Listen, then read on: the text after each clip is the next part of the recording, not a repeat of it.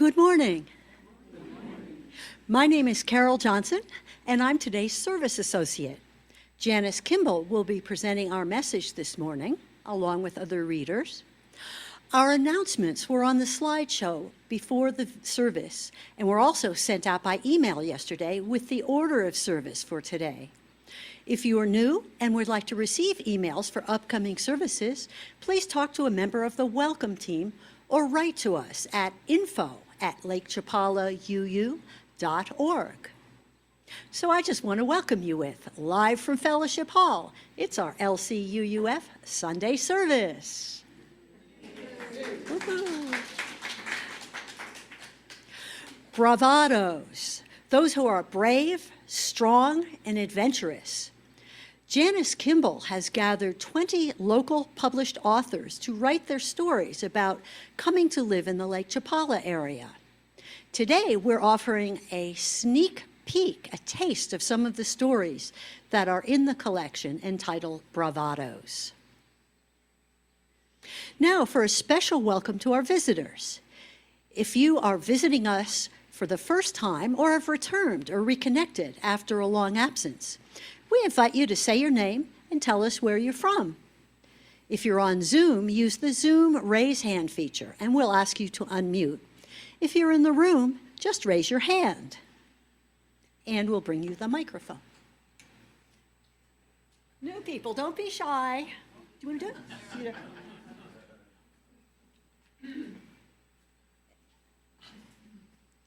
We have someone.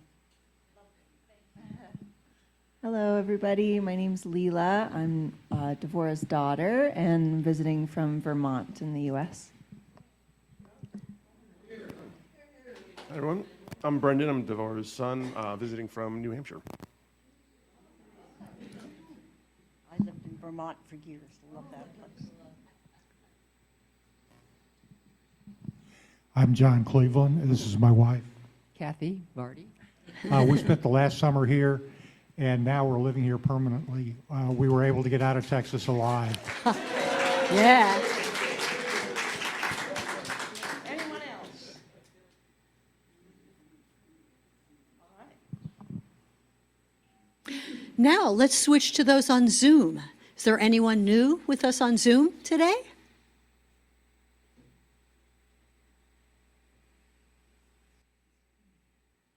Yes, we have the pleasure of having Janice's sister, Charlotte, and Janice's brother, Kurt, who are both here with us today. Fabulous. Welcome to you guys. And just a brief note, we offer a wide variety of services on various topics presented by our members, outside guests, as well as our minister, Reverend Matt Alspaugh. We hope you'll return to sample this variety of thought and belief.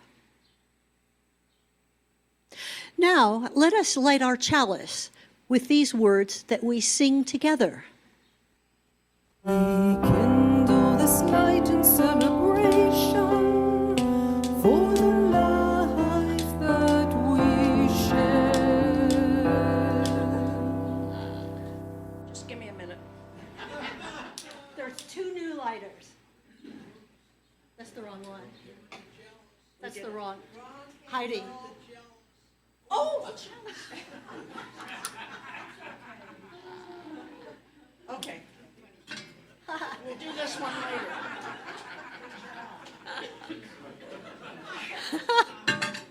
Flustered with the lighters. Okay. It was the lack of sleep because of the full moon. There are many ways to be of service to LCUUF. Our time, treasure, and talents are all necessary components to a healthy fellowship. Now is the time in our service then we ask for you to share the gift of treasure through pledging and donations. Instructions for payments to the fellowship are on a slide during the announcements before the service every week. For the people here at the fellowship, we'll pass a basket. If you're new here or struggling to hold things together, let the basket pass you by. Your presence is more than enough of a gift to us. And while you're considering your gifts to the fellowship, remember that each month, LCUUF donates 5,000 pesos or more to an organization in our lakeside community. We share one half of the offering collected at the fellowship each week with that organization. For the month of July, we're supporting Operation Feed. Operation Feed is a group of people dedicated to providing food and improving the lives of very poor and marginalized people of the village of San Juan Cosala, less than a 10-minute drive from Ajijic. They provide weekly food dispenses for those who would go hungry without the aid. Many of the recipients are elderly, disabled, and children who are hungry. Operation Feed also supports new program initiatives to involve the people in developing additional income sources and skills such as English, thereby offering them a hand up and not a handout. Operation Feed's goal is to help these people live productive lives free from hunger.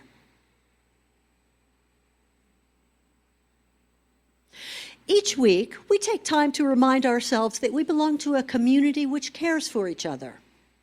The sharing of joys, sorrows, and milestones is one of the ways we practice holding one another in community. We speak what is in our hearts, sharing any significant joys or sorrows in our lives because there's power in the sharing. We'll start with the folks in the room to give those on Zoom a chance to type joys or sorrows into the chat to be read aloud by the Zoom host. First, let us recall the joys. Whatever you may be celebrating, whatever evokes a feeling of joy or peace for yourself or others. Are there any joys to share here in the room?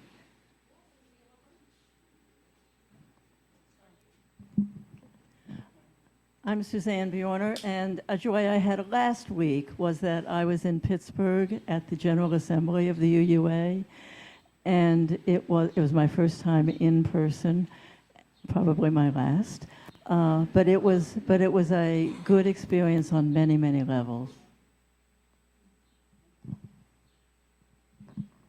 So I want to just share heartfelt joy and a thank you with much gratitude for those of you in the fellowship who helped us celebrate my mom's 100th birthday last night with music and cake and conversation. And I think my mom missed her calling. She's a stand-up comedian at 100.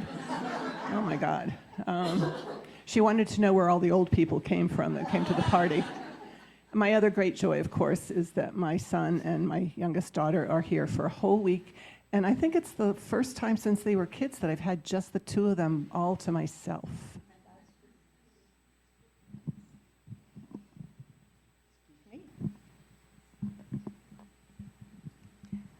I'm Velma Arkham, and I'm so pleased to say that Lynn and Gary will be back this week.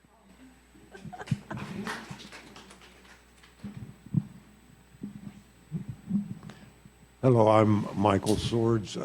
As some of you know, my wife passed on May 2nd, but I'm happy to announce that Matt has agreed we're going to have a memorial here.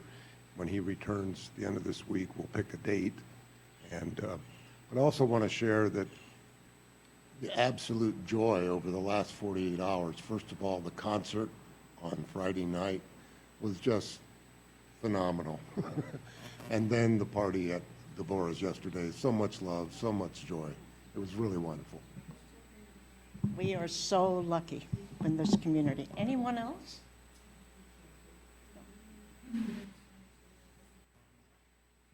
May I just say, I have a joy. Last week I was in the city of Chicago to meet my niece and nephew that I hadn't seen in 20 years. I met my grandnephew and then a brand new baby grandnephew. I met the spouses of my niece and nephew for the first time in 25 years. It was true joy. Excellent.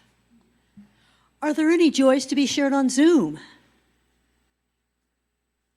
Yes.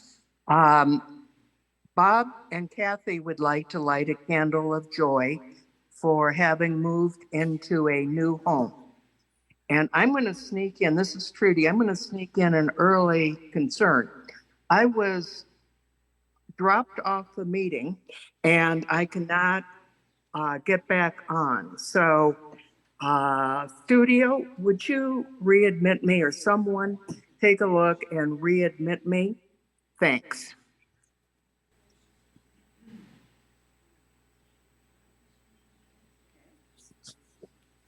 Okay, if there's no more joys, now let us voice our sorrows, whatever you or the world may be holding that is in need of our healing and caring thoughts. Want to switch? I'm good. Are there any sorrows that the people would like to share here in the room? Sorrows. No one is sorrow-filled today. Oh, Kate has.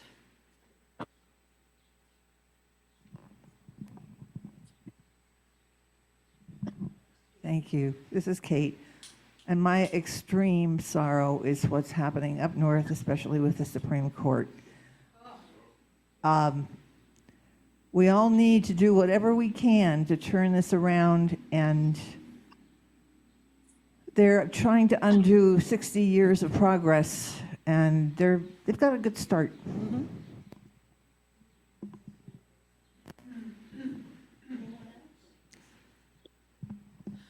Are there any sorrows to be shared on Zoom? Yes. We have two concerns from Bob and Kathy.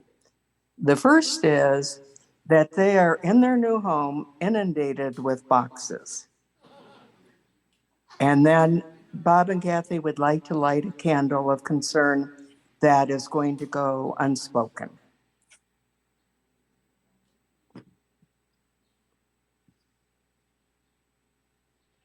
All right. And again, this is Trudy. If you would let me in, I could do a better job of co-hosting.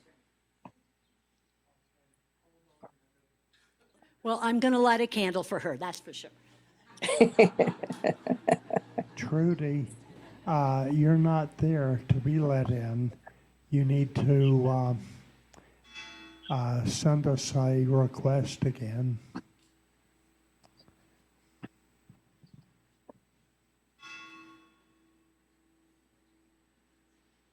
Okay. Got it. And this white candle from our care team represents the joys and sorrows we hold in the silent sanctuary of our hearts. We light this candle for all those unspoken sorrows and joys.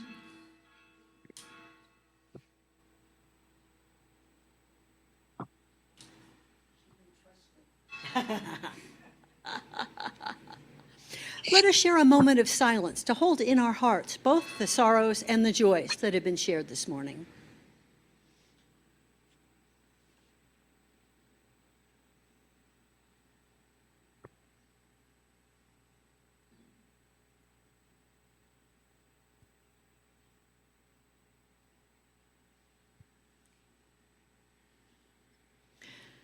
It is my pleasure to introduce Janice Kimball, artist, author, and owner, along with Maestro Francisco Urzua, of the Weaving Studios and Gallery in West Ajijic. Janice is an original member of our Lake Chapala Unitarian Universalist Fellowship. Today, she will read the introduction to Bravados, her fourth book, that reaches out to any older person with a desire for change. First-hand candid accounts of personal as well as informational writings show us how the authors in this book live, love, and creatively spend their later years at Lake Chapala. We're looking forward to hearing their stories. And here is Janice. You, Carol. I suppose this anthology would have remained only a thought if Gloria hadn't died. I had met her at a writers group 20 years before when we were both struggling to hone our craft. Since then, she had become a fine and respected writer, Members of her family from north of the border came down to settle her affairs. In doing so, they erased 20 years of personal and creative writing from her computer in one fell swoop. I have learned that this kind of disrespect toward the older generation committed by a younger generation is not unusual. I was furious, fueled by an anger that ignited action, not wanting to pick and choose from the many worthy writers in our community. I limited submissions to only writers who would publish books. Later, I added 3 columnists and a photographer to make a total of 21 contributors. Each agreed to write material reflecting their lives as it is today, to write with candor and honesty about aging at Lake Chapala. I was awestruck each time I read a new submission. I am honored to have my own story included alongside theirs, and I am blessed to live in a country that values its elders. In the rainy season, the ragged stone streets of Ahihik become rivers that gush down the mountainsides to empty into the volcanic crater that is now Lake Chapala. Along with that comes the mayhem of bunched up utility wires and loss of electrical and computer services, provoking considerable anger and frustration among us expats. But we are lucky to be given this yearly stress because without it, Lakeside would be more overrun than it already is with international tourists.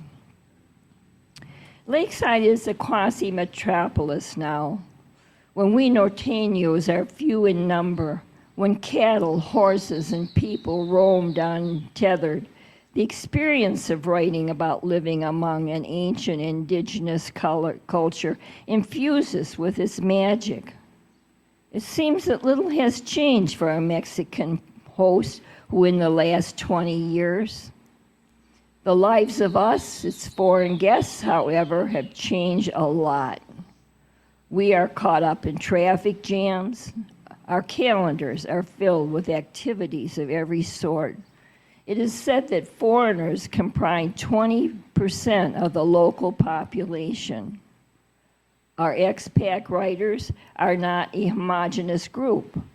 We come in all stripes of socioeconomic, educational, and political delineation. In addition, there is diversity in our ethnicity and spiritual practices. And yet, the 21 of us in this anthology have a huge common denominator. We were drawn to this land because it remains a magical place, a fertile ground that enriches souls. We stay here because we are nurtured by a culture that loves its elders. Often in our 70s, as if arriving at a plateau, we begin the arduous and exciting trip to the mountaintop. We bring with us our computers and our imagination, our unique histories, our vast experience, wisdom, and the knowledge that we are destined to be the survivors, if for a day, a month, a year, or perhaps into infinity. That is, if our spirits are persistent enough and our writing is strong enough. We bring to the task our joys and our pain, our losses and our gains, our hearing aids, stents, plastic and metal hips, knees and elbows, and often our arthritis, clogged arteries, and a touch of dementia. But we do not cower. We keep moving on because that's what life's about. Contributors to this anthology have little bit their writing in common. However, we are bound together in bravado and in truth. May you benefit from these candid accounts of life, love, and creative aging. May you find that dignity and joy can thrive among pain, loss, and struggle. May the sun again rise. May the spring rains come. May the leaves of fall be beautiful. May winter be graced with a hope of renewal. Blessed is life. Thank you, Carol. I suppose this anthology would have remained only a thought if Glory hadn't died. Oh my goodness, we already covered that.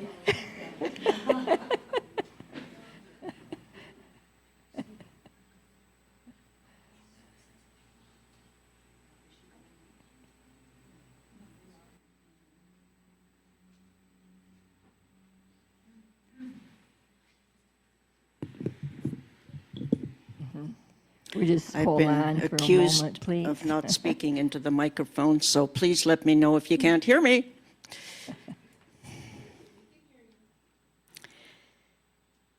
Good morning. My name is Heidi MacLennon, and I'm reading A Foot in Each Country for author Helen White, who has lived here half-time for 15 years. She and her husband, Bill, will be watching this from the farm in Missouri. Can we wave at them? Hey, Helen and Bill.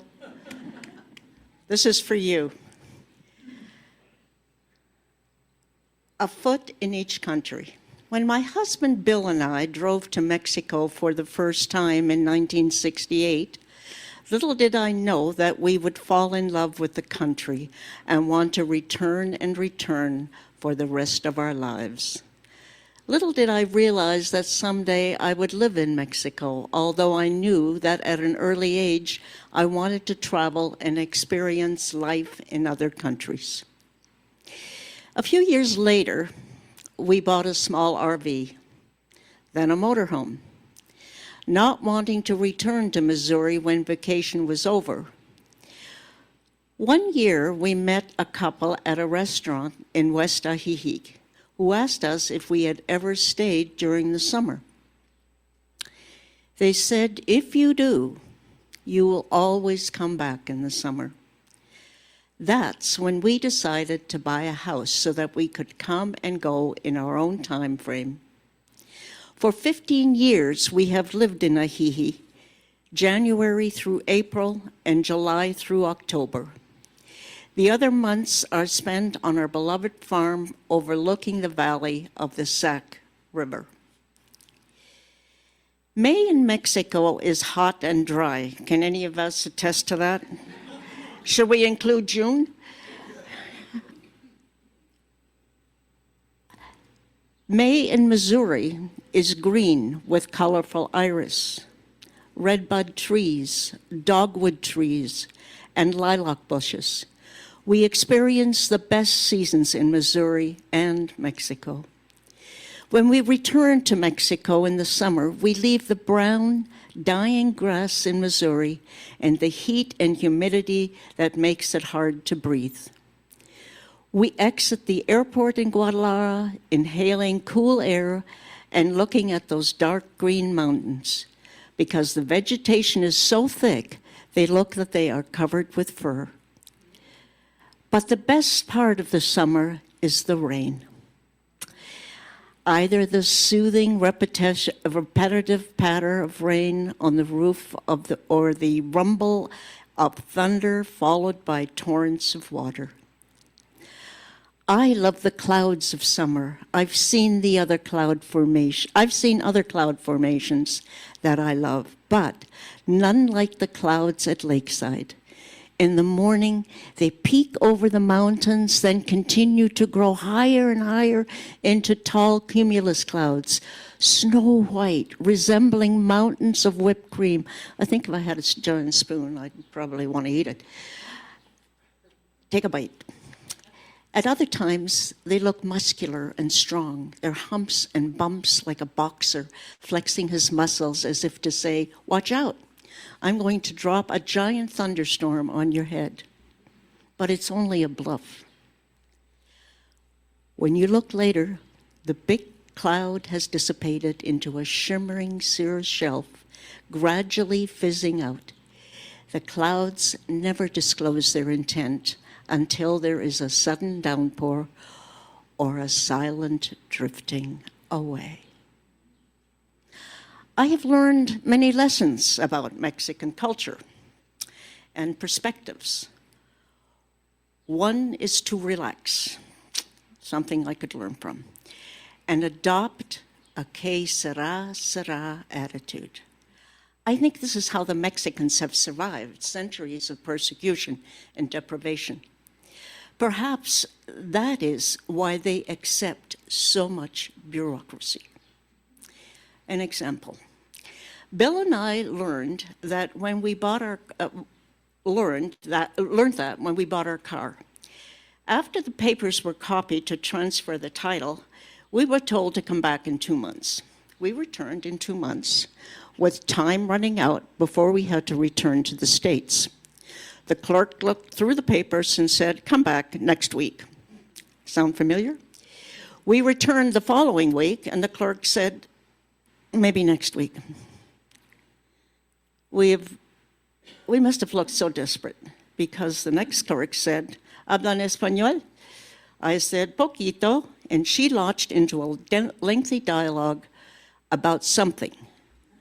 But we did hear one thing, 100 pesos. Bill pulled out a 100 peso note from his pocket, and first clerk pushed a button on the printer and immediately printed the sticker, which was to be placed on the car. We asked our Mexican neighbor why we were asked to come back in a month, then a week. She smiled, shrugged her shoulders, and said, "Es Mexico." That's why we adopt that que sera, sera attitude. When we meet obstacles in Mexico, we are much happier when you relax and don't get angry about the system. Don't try to change the unchangeable. My early impressions were shaped by our dear Mexican friends, Benjamin and Lupita. Benjamin was determined for us to see his Mexico. He invited us to parties, introduced us to friends, and made us feel welcome wherever we went. One night, Lupita sang at a festival celebrating the patron saint of San Jose de Gracia in a little village east of Mazamitlan. He placed our chairs in front of the stage and by the sponsor of the event. When Lupita arrived with her entourage, she nodded in our direction and asked her staff to send us drinks.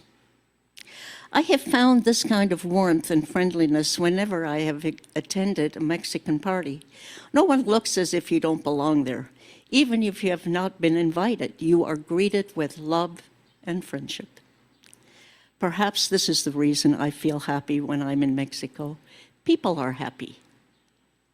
They have fun, even when they possess little. They share with friends, family, and strangers. They kiss, embrace, shake hands with gusto. Why wouldn't we be happy in such an atmosphere? Would I have felt this love and acceptance by reading about it in a book? These special moments stay with us forever. We will visit Mexico while we are healthy. And when we are not able to visit, we will say, "Remember when?" and retell a fond experience. Mexico will remain in our hearts wherever we live.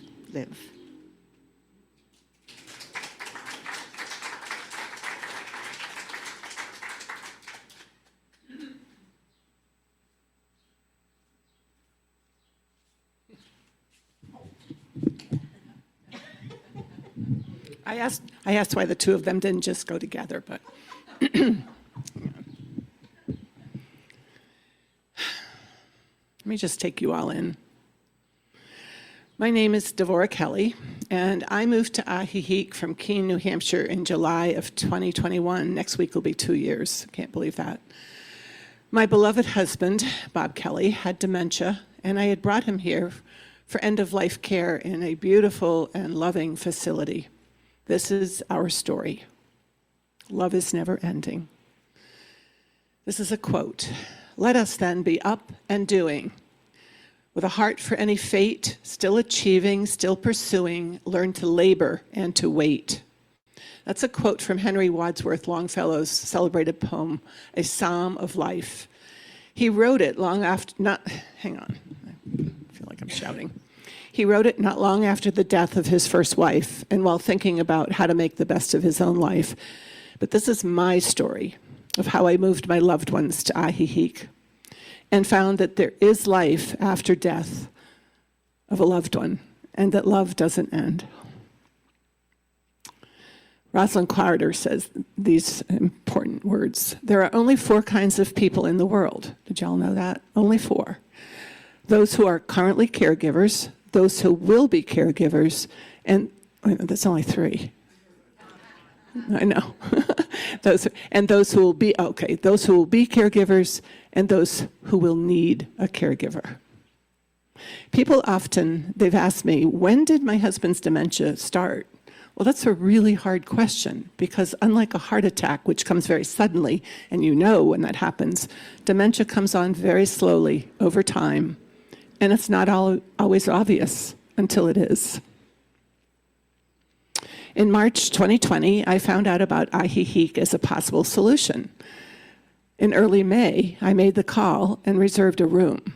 On June 8th, my youngest daughter, Leela, and I brought my husband, Bob, to Alicia's convalescent home here in Ahihic. Now, least anyone think that this was an impetuous, selfish move on my part. Being a 24/7 caregiver takes a toll physically, mentally, and socially. And in the United States, those alternatives there are so costly. I have my son Brendan, his wife Erin, and their son Owen, who lived very close to us. And we were very actively involved in their lives. And I'm always asked, how could I leave them and all my friends? We lived there for 40 years. How could I leave a community of 40 years and move to a place where I knew nobody? Yet every single person offered support, understanding, and even encouragement. Our kids were not, understatement, were not thrilled, but they understood the reasons behind our decision, my decision. And they also look forward to visiting. My cousin Stephen gave me perhaps the best response I got. I was talking to him and he said, "Wow, this is a bold move," and he laughed. Others have told me that I'm brave and courageous, and no way could they have done what I did. But I didn't feel brave or courageous. I only did what felt right in the moment. Bob did not know he was in Mexico, but he appeared content. He smiled for the camera so I could send Facebook photos back to the kids. He ate everything they put in front of him, and he actually gained weight when he came here.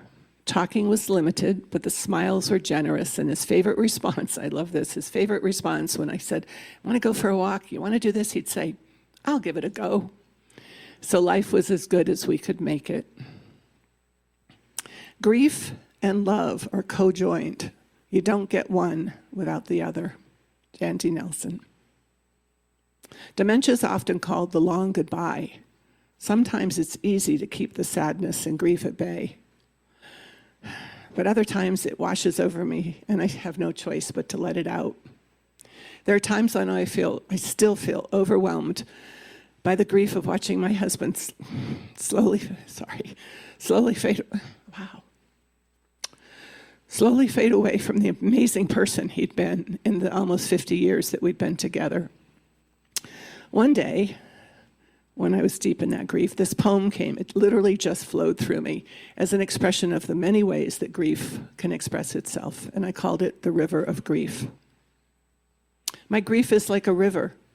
Sometimes it goes underground for long periods of time, and I forget it's even there, when it's invisible and forgotten. At times it flows as a quiet, gentle stream, meandering along, softly touching the earth, when it's quiet and tame and under control. Occasionally, it beckons and invites me into a dance along the shore where heartache waits, when it's compassionate but persistent. If I don't answer, it escapes its banks and overflows, destroying everything in its path, when it's fierce and wild and relentless.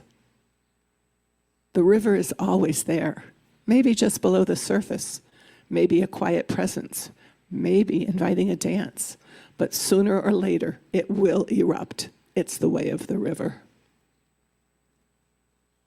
A friend of mine named the dark place where we go as the swamp of grief, and I could see it in my mind's eye. Murky water, dead trees, that muck that's at the bottom, not a place anyone wants to spend time. But one day I realized the lotus flower, they grow up out of that muck, and it shifted how I was experiencing that swamp of grief. Yes, there is grief for what was and what was to be, but I also discovered that lotus flowers are a symbol of strength and resilience, both of which you need to endure that swamp of grief. Serendipitously, an artist neighbor of mine here painted a picture of a woman stepping off into unknown waters surrounded by lotus flowers.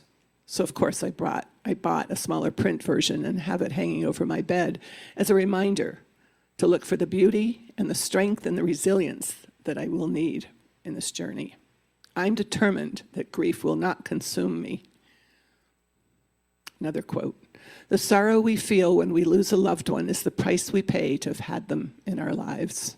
Rob Liano. This is another poem. I wrote this poem.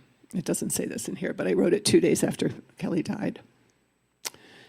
I called it The Seasons of Grief. Shadows danced on the window while outside hummingbirds gathered sweet nectar where they could. So too did I gather sweetness where I could in the season of anticipatory grief. Walks, music that made the hands dance, smiles, bits and pieces that had to be enough but never were. The future had been planned, and when it was denied by a major detour, the distance between what was to be and what was grew immense, unfathomable, and in the season of ambivalent grief, the grief expressed itself as anger, coiled and ready to strike. Anticipatory grief had a grip on my heart that I carried with me on walks past soccer fields and horses on my way to a place that we had never dreamed about, but that had become our reality and his home. And now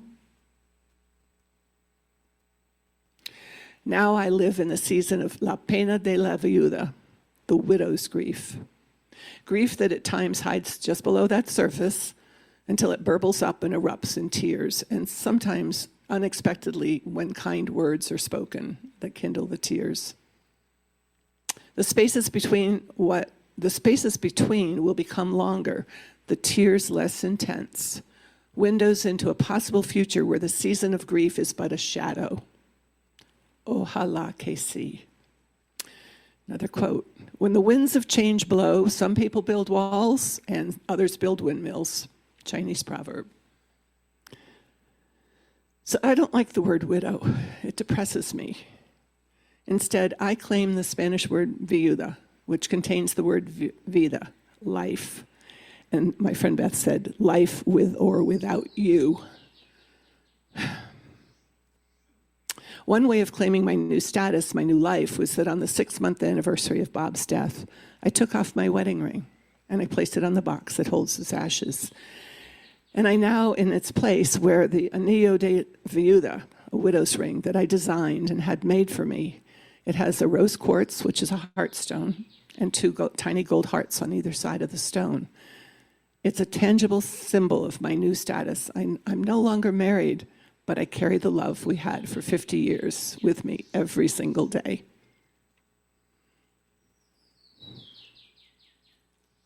Love the bird. With no crystal ball, I have no idea what the future holds, except for the promise of more things to love about living in Mexico. This I do believe. Thank you.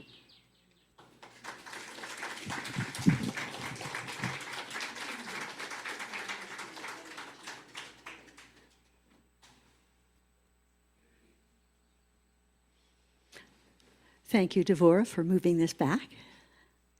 My name is Carol Johnson, as you know. I was a proofreader for Bravados. I'll be reading from clips from a traveler's notebook for my dear friend, humorist and explorer Liz Mulder, who died before the anthology reached completion. The story is from Why Did the Chickens Cross the Road? And it's about Karen Carpenter, so I hope she's watching today as well. Karen bought a gorgeous house near the plaza, made a lot of friends, and settled right into village life. She was especially pleased with the patio, perfect for her 2 enormous Newfoundland dogs.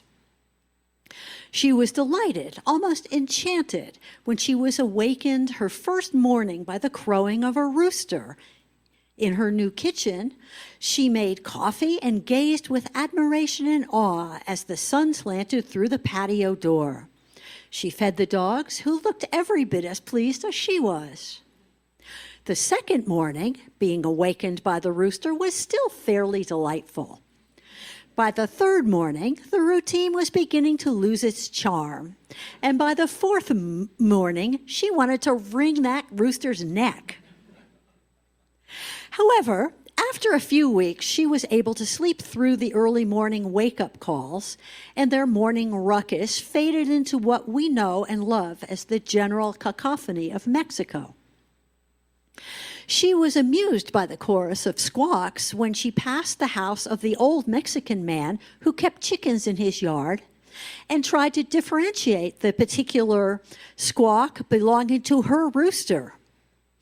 One morning, as she opened the patio doors to let the dogs outside, she was surprised at the sight of 2 fat, scruffy chickens blatantly swaggering around in circles in her patio while letting out an occasional squawk of disorientation.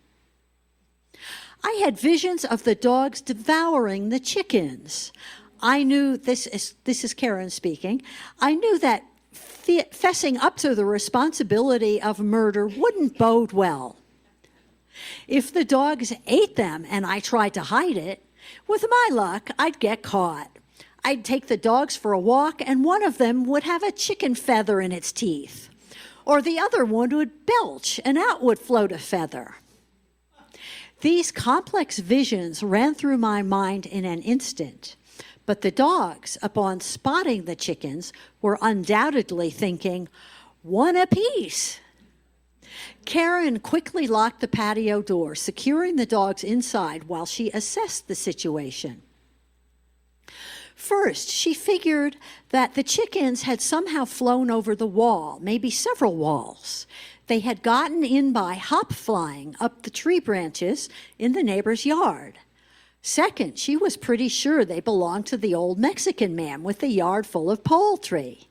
He spoke no English, but she had to return the chickens before they fell into the swimming pool or were eaten by the dogs. Leaving her 2 dogs securely locked inside, she crossed the road and knocked on his door. What she wanted to say was, "Hey, 2 of your chickens have gone AWOL and are partying it up in my backyard." However, her Spanish had not yet progressed to the level that would cover that particular situation. When the chicken guy answered his door, she put her hands under her armpits, flapped her elbows in a wing-like motion, and let out a series of squawks. To his further astonishment, Karen pointed to her house and said the one relevant word that came to mind, casa, meaning house. His look of complete amazement was replaced by an expression of comprehension, rapidly changing to amusement. He followed her across the road and out to her patio. He scooped up his chickens, awkwardly tipped his hat, and nodded his thanks, and returned through the living room, a chicken tucked securely under each arm. He slipped out the front door and across the street to his poultry yard. When the Newfoundlands took in the unusual sight of the 3 interlopers crossing their living room territory, they went wild. But the stoic old man just kept walking, and the chickens just kept squawking.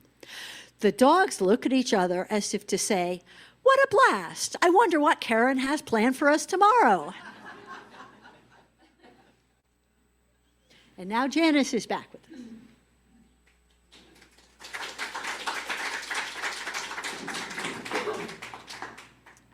Well, here I am again. The story I will read from is titled The Resurrection. It's been 24 years since I moved from Detroit to Lake Chapala, along with my recently purchased book, How to Live in Mexico for $10 a Day. My mood was flat, for my relocating here was an act of survival. I had never been here before, didn't speak the language, instinctively did what I must, leapt into a completely different world before my spirits and my will to live as a single, unwanted, untouchable, disrespected, faded, fat, and dumpy 59-year-old often comes to be in a youth-oriented culture. Those first 20 years in Mexico were ones of growth, adventures, and healing. In my later years, I lost interest in the Mexican culture. I thought this was because my adopted land no longer had fascination for me. However, that turned out not to be the reason for my disinterest. Sleep came to consume both my days and nights. I returned to the United States for studies. On discovering that I had polio at 13, I was diagnosed as post-polio, prescribed assisted devices, this wheelchair, flapping my wings, energy conservation measures, meaning I was no longer to hold my arm out to paint or to do the dishes. I had few motor neurons left and had to conserve them. At last, I had a plausible excuse for my lack of function. Even though doing nothing has many drawbacks, I was awake and interested in life around me. My new surge of energy caused me to become more creative and prolific, and my life became more vibrant than ever. Returning to the culture I had once scorned, I became a gringa from West Ajijic, where the rich and entitled lived.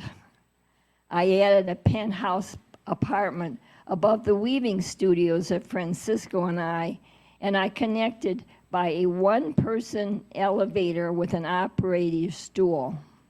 It whisked me up and down and onto the third-floor mirador. When I turned 80, my health took a nosedive. Twice, I was given 6 months to live.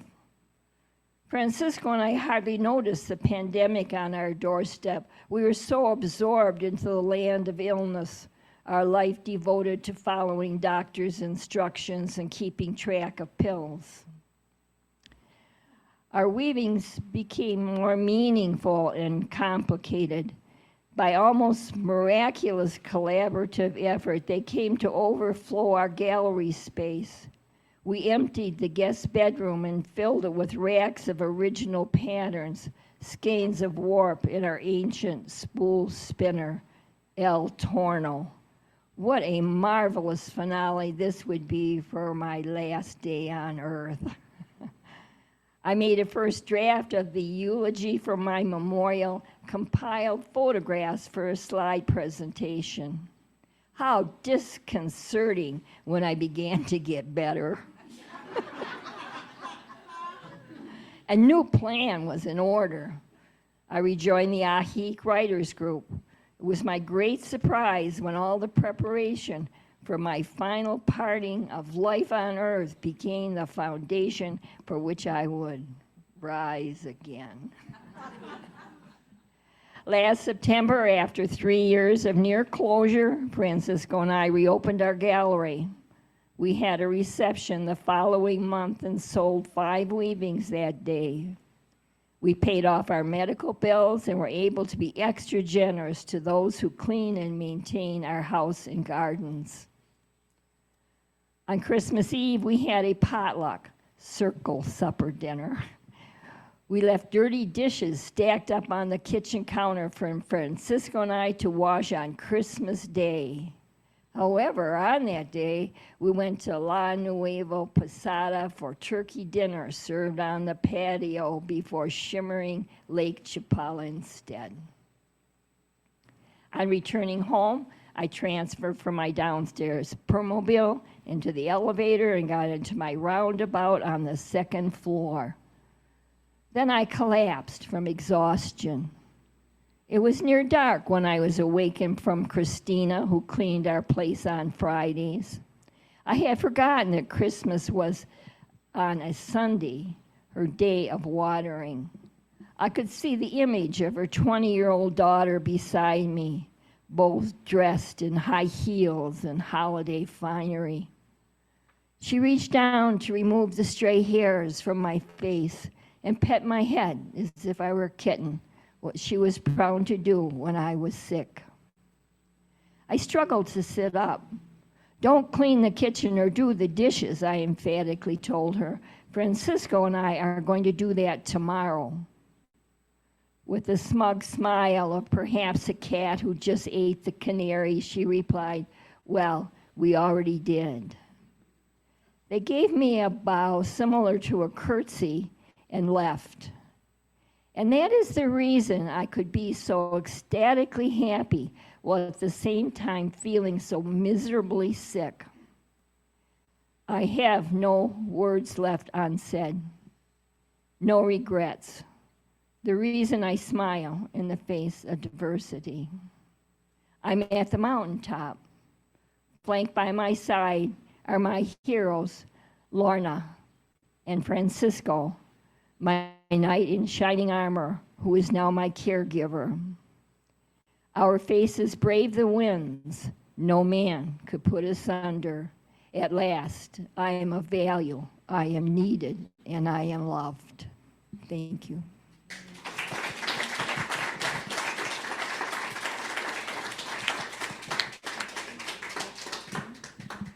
Well done. Please join us and stand if you're able, and join us in singing our closing hymn, "Come Sing a Song with Me."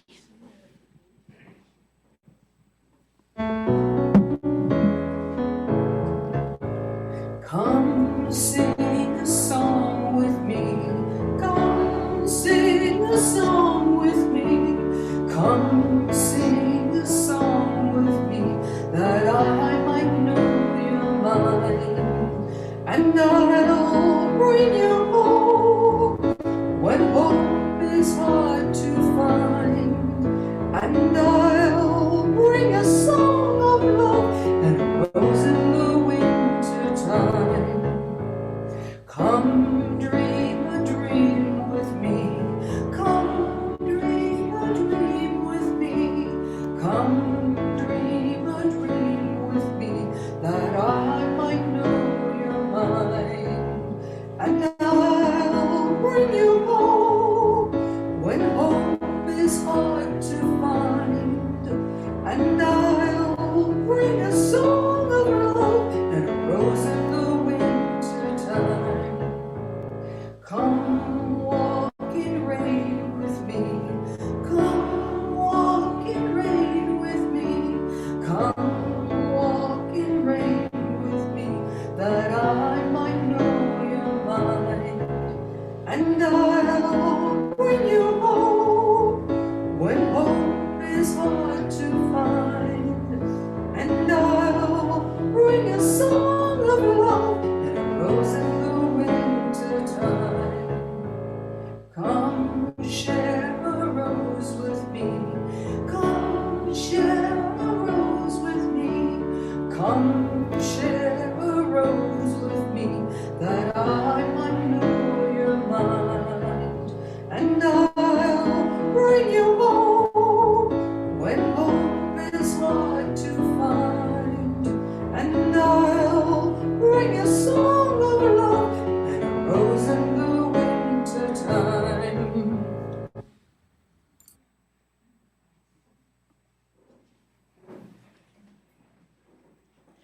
Thank you, Janice, for the tantalizing taste of the stories in your upcoming anthology.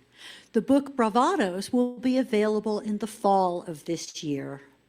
And let us extinguish our chalices now with these words which we read together.